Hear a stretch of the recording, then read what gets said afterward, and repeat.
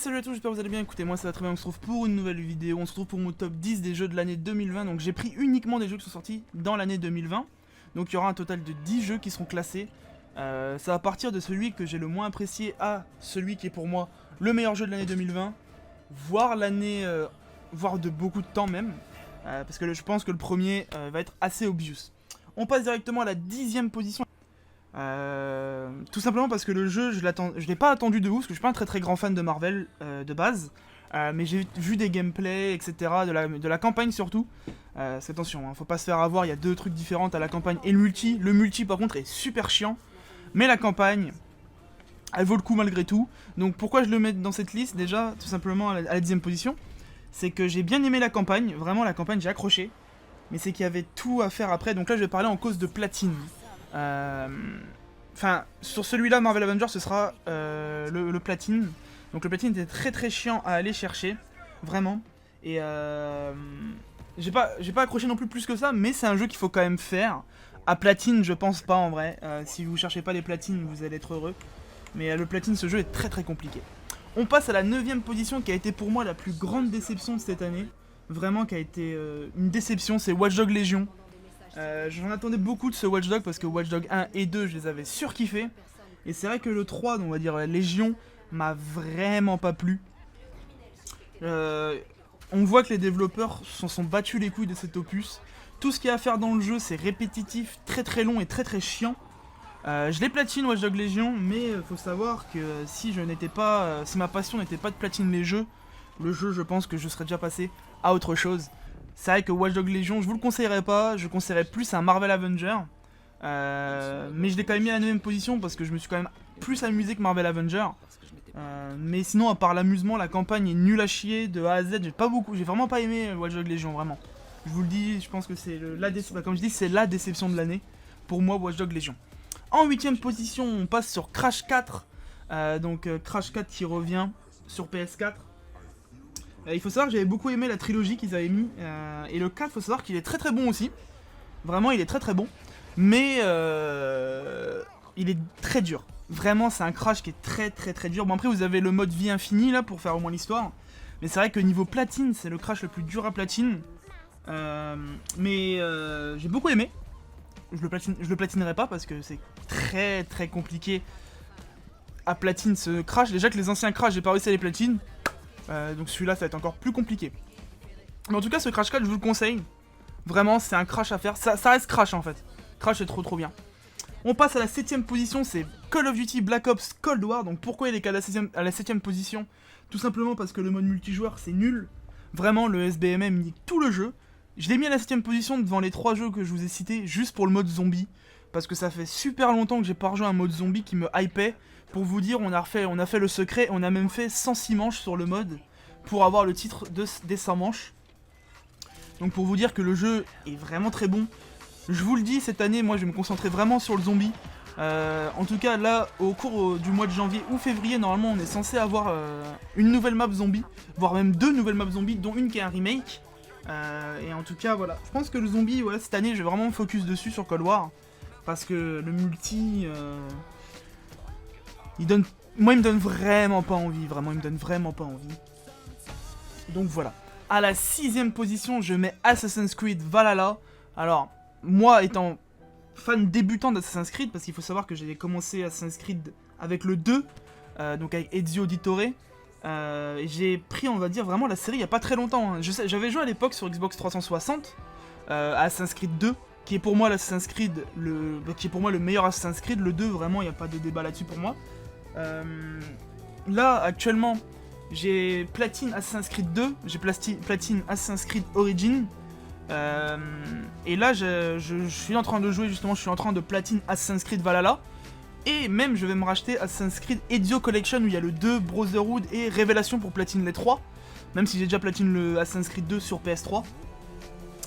Parce qu'avec cette version PS4, les trophées online ne sont pas nécessaires, donc c'est pour ça que je vais plus m'orienter vers la version PS4 que la version PS3, même si la PS3 c'est 1€ le jeu, mais il y a des trophées online et c'est très chiant. Mais en tout cas, Assassin's Creed Valhalla, je le conseille énormément le jeu, j'en suis vraiment quasiment qu'au début, etc.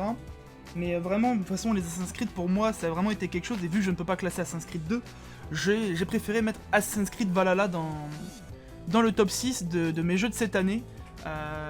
Et voilà, en tout cas on va passer sur la 5ème place, donc la moitié du podium on va dire. Et je pense que c'est un jeu que j'ai eu à Noël. Et salut à tous, je vous fais un petit vocal comme ça, tout simplement pour vous dire que mon classement a changé entre temps. Avant le classement original, c'était Ghost of Tsushima à la 5ème position, 4ème c'était Miles Morales et 3ème Little Hope. Donc je tiens juste à vous dire que le classement a changé, donc à la 5ème position c'est Miles Morales, 4ème position c'est Little Hope, et à la 3ème position c'est Ghost of Tsushima. Donc j'espère en tout cas que ça vous aura pas trop dérangé, j'espère en tout cas que la vidéo vous plaît jusqu'ici, je vous laisse avec la suite, bisous. On va passer à un jeu quand même que j'avais attendu, quand j'ai vu le trailer, j'étais vraiment hypé par ce jeu, on était tous hypés dans la team par ce jeu. C'est Spider-Man Miles Morales tout simplement, qui est à la 4ème place. J'ai le platine très facile, là il n'y a rien à dire là-dessus, tous les Spider-Man sont faciles. C'est un jeu que j'attendais et que j'ai payé quand même plein pot pour une fois, c'est le seul jeu que j'ai payé plein pot. Enfin plein pot dans le sens où j'ai payé pile à sa sortie.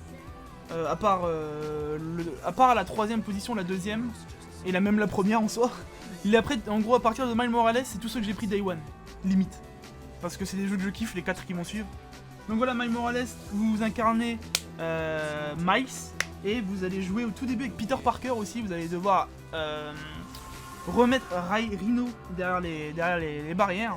Et après vous allez avoir toute l'histoire qui va se défiler sur Miles parce que Peter Parker va partir avec, c'est quoi, c'est Jane, je sais plus comment elle s'appelle, la meuf rousse. Du coup il va partir de la ville et vous allez devoir gérer la ville tout seul. Un jeu par contre qui est très très court, vraiment. Le nouvelle partie plus, je l'ai fait en 7-8 heures, je dirais. C'est un jeu qui est très court, mais je le recommande. Et ce que vous allez me demander, est-ce que je le préfère à l'ancien Spider-Man avec Peter Parker? Je sais pas, franchement les deux se valent très bien. Le Dark Picture Anthology Little Hope, tout simplement un des meilleurs jeux, bon après Until Dawn, mais un des meilleurs jeux déjà de la Dark Picture Anthology, parce que Man of Medan ça vole pas très haut. Mais vraiment ce Little Hope j'ai été plongé dedans. Alors je sais pas si c'est parce qu'il y a Will Poulter qui incarne Andrew, parce que c'est un acteur que je kiffe. Je sais pas si ça a joué vraiment, mais vraiment le jeu, l'ambiance. Là je suis en train de le refaire en plus avec Pink, on va le faire juste après là. Et après on va enchaîner avec Man of Medan. Mais Man of Medan, je sais très bien que ça va, c'est celui qui va pas plaire, hein, parce que Man of Medan c'est vrai qu'il y avait beaucoup de choses qui étaient très nulles. Mais en tout cas Little Hope rattrape toutes les erreurs de Man of Medan, franchement. J'ai surkiffé de A à Z de l'histoire. Les screamers m'ont quand même fait peur, je vais pas vous mentir. Je l'avais fait en live sur Psychos DMF si vous voulez le voir. Mais non, Little Hope je le recommande à 100%, ma note c'est 10 sur 10. Vraiment Little Hope en jeu comme ça, à la Until Dawn, c'est vraiment le meilleur qui existe. Après Until Dawn je vous conseille directement Little Hope, il n'y a rien à dire. Ghost of Tsushima, j'ai aimé l'histoire de A à Z avec Jin Sakai, vraiment. Même les quêtes secondaires m'ont vraiment pas saoulé dans le jeu.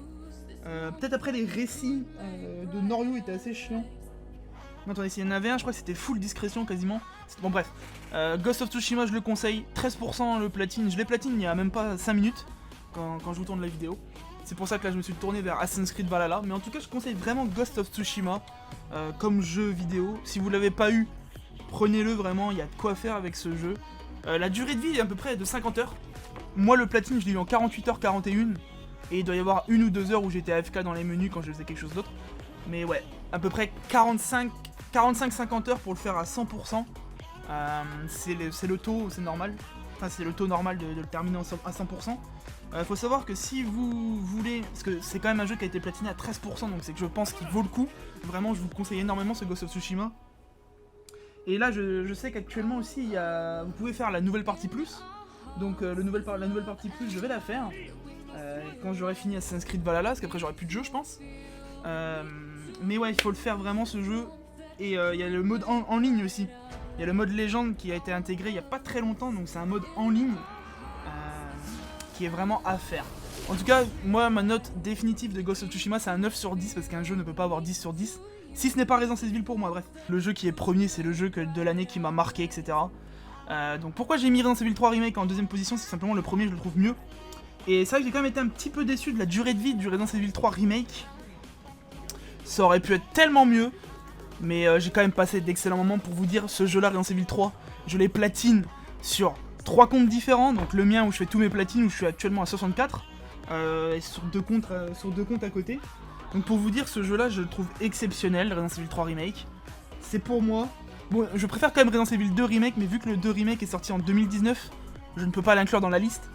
Mais Resident Evil 3 Remake, en tout cas, retrouver Jill Valentine, Carlos Oliveira et Nemesis surtout, ça fait vraiment quelque chose et ça fait vraiment très plaisir. Je vous le conseille énormément ce Resident Evil 3. Foncez dessus, en plus il a 19 € maintenant sur le store. C'est cadeau, c'est cadeau. Et la première place, et à votre avis la première place c'est quoi? Et bah bien évidemment il n'y a plus de surprise, c'est le Game of the Year, c'est The Last of Us Partie 2. Vraiment, Last of Us Partie 2, je l'ai surkiffé ce jeu, c'est un 20 sur 20 vraiment. De A à Z, j'ai adoré. Le platine à le refaire, c'était tellement kiffant. Et puis incarner Ellie. Ellie, du coup, cette fois-ci, parce que dans le 1, on a incarné Jojo. Mais dans le 2, spoiler alerte, attention. Dans le 2, Joël meurt. Et du coup, je vais pas vous mentir que même si j'ai pas joué au 1, j'ai pas pu m'accrocher à Joël. C'était quand même un moment assez bouleversant, quand même, la mort de Joël dans Last of Us. Mais c'est vrai que Last of Us Partie 2, vraiment, pour moi, a marqué cette année 2020. Et il le mérite, hein, parce qu'il a eu le Game of the Year. C'est le Game of the Year, c'est le GOTY. Pour moi, Last of Us 2 mérite vraiment son GOTY. Il n'y a rien à débattre là-dessus. J'ai rien d'autre à dire sur Last of Us 2, en fait, qu'il est parfait. Ce jeu est parfait. Voilà. J'espère que cette vidéo, mon top 10 des jeux de l'année 2020 vous a plu. Je referai pareil simplement sur l'année 2021, donc on se retrouve en 2022 pour la prochaine vidéo. Cette vidéo là sortira le 4 janvier je pense. Et puis voilà, en tout cas n'hésitez pas à dire dans les commentaires vous c'est quoi votre top 10 des jeux. Mais attention, hein, des jeux qui sont sortis qu'en 2020. Parce que si ça tenait qu'à moi, il y aurait déjà Resident Evil 2 dans le lot, Assassin's Creed Origins, bref, vous m'avez compris. Merci à tous d'avoir regardé cette vidéo, n'hésitez pas à vous abonner, à activer la cloche et à nous rejoindre sur nos réseaux sociaux. Bisous les gens, ciao et bonne année.